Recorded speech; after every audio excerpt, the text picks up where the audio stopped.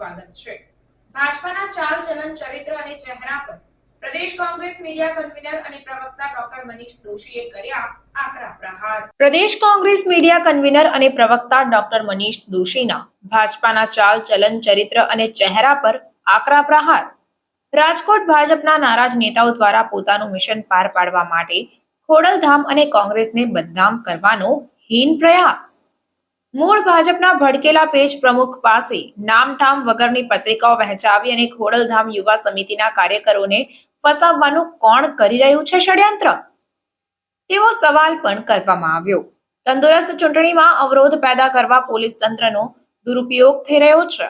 પત્રિકા પોસ્ટર સીડીના નિષ્ણાતો પકડાઈ જાય અને ભાજપાના અંદરો અંદરના કારનામા ખુલ્લા ન પડી જાય તે માટે ગમે તેને પકડીને કોંગ્રેસ પર દોષારોપણ કરવા માટે ભાજપાના ઇશારે પોલીસ તંત્ર કામગીરી કરી રહી છે। વડોદરામાં રંજનબેન ભટ્ટ મહિલા સાંસદ વિશે પત્રિકા પોસ્ટરના અસલી પ્રકાશકો કોણ? સમગ્ર વડોદરા જાણે છે। સાબરકાંઠામાં પત્રિકાઓ પ્રસિદ્ધ કરનાર વહેંચનારાઓ કોણ? વલસાડમાં પત્રિકાઓ વોટ્સએપ પર સત્ય હકીકતો પ્રસિદ્ધ કરનારા કોણ? સુરેન્દ્રનગરમાં પત્રિકા વાયરલ કરનાર કોણ? રાજકોટ, આણંદ, બનાસકાંઠામાં ભાજપાની વિવિધ હકીકતો પ્રકાશિત કરનાર વાયરલ કરનાર કોણ? કારનામા કરતૂતોને ખુલ્લા પડી ગયા છે ત્યારે ભાજપા લાજવાને બદલે ગાજવાનું કામ બંધ કરે।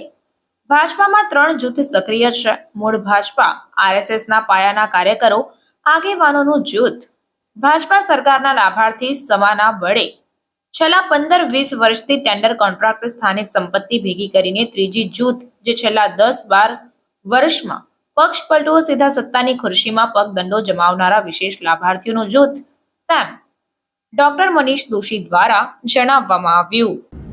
લોકસભાની ચૂંટણી દરમિયાન જનતાના પડચાથી ગભરાયેલી, ડરી ગયેલી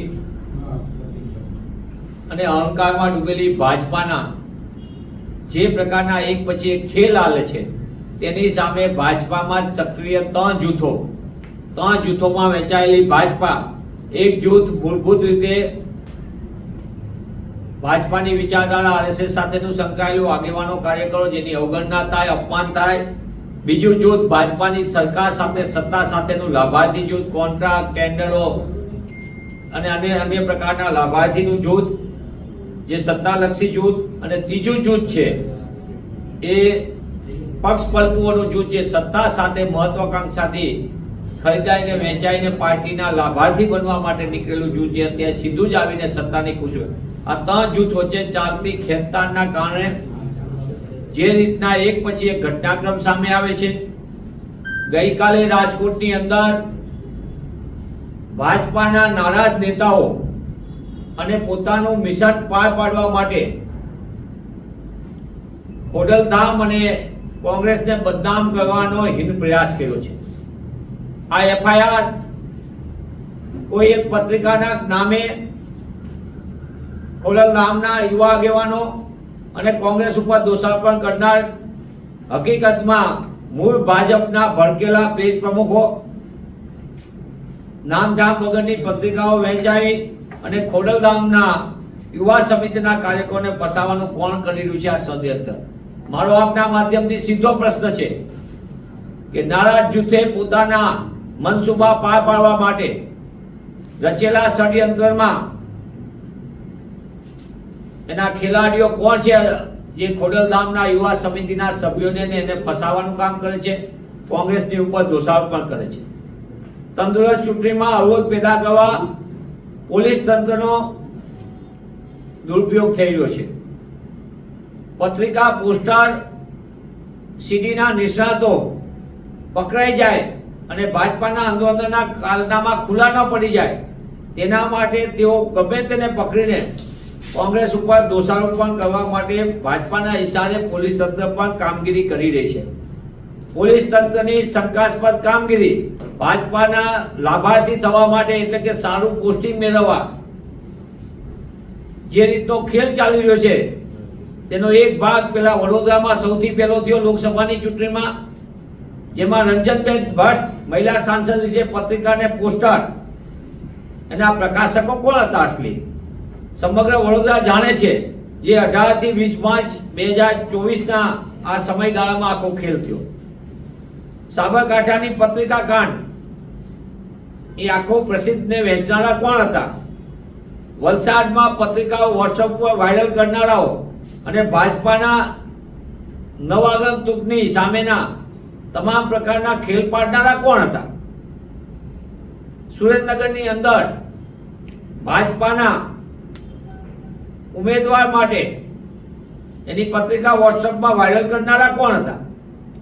રાજકોટ, આણંદ, બનાસકાંઠામાં ભાજપાના કારનામા અને કાવતરાના સ્થાનિક નેતાઓના જે માથું બનીને ફરતા હોય એ બધાની પત્રિકાઓ વાયરલ કરનારા કોણ?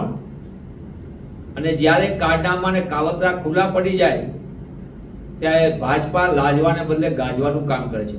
મારી આપના માધ્યમથી સીધી માગણી છે કે જો ભાજપામાં હિંમત હોય અને ભાજપાને એમ લાગતું હોય તો પોલીસ તંત્રને આગળ કરવાને બદલે વડોદરાની, સાબરકાંઠાની, વલસાડની, આણંદની, સુરેન્દ્રનગરની સહિતની પત્રિકા પોસ્ટરના અસલી કાવતરાખોર અને અસલી પ્રસિદ્ધ કરતાઓના નામ જાહેર કરે.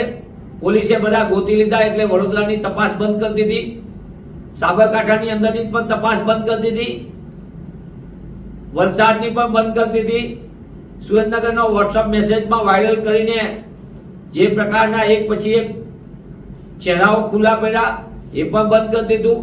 ત્યારે રાજકોટની ઘટનામાં કોંગ્રેસ પક્ષના લોકપ્રિય ઉમેદવાર શ્રી પરેશભાઈ દાનાણીને મળી રહેલું જન સમર્થન, જન આશીર્વાદ, તમામ જ્ઞાતિ જાતિને સ્થાનિક નાગરિકોના અપાર આશીર્વાદથી જે રીતે આગળ વધી રહ્યા છે એવા સંજોગોમાં પોલીસ તંત્રને આગળ કરીને ભાજપા પોતાની ચૂંટણી જીતવા માટે જે હથકંડા અપનાવી રહી છે અને કોંગ્રેસના આગેવાનોને અને ખાસ કરીને ખોડલધામને યુવા સમિતિના સભ્યોને જે રીતે ફસાવાનો ખેલ ચાલી રહ્યો છે એ હિન્દ કક્ષાનું કૃત્ય કરનાર ભાજપાના ઇશારે કામ કરતી પોલીસ તંત્રને પણ આ એક સમજી લેવાની જરૂર છે. તાત્કાલિકપણે આખા ખેલની અંદર કારનામા અને કાવતરા કરનારાઓને રાજકોટની જનતા ઓળખી ગઈ છે અને એનો જવાબ लोकसभा की चुनाव में मतदान दिवसे आपसे. अन्य खबरों के लिए चैनल को सब्सक्राइब कीजिए. खबरों का नोटिफिकेशन पाने के लिए बेल आइकॉन को जरूर दबाएं.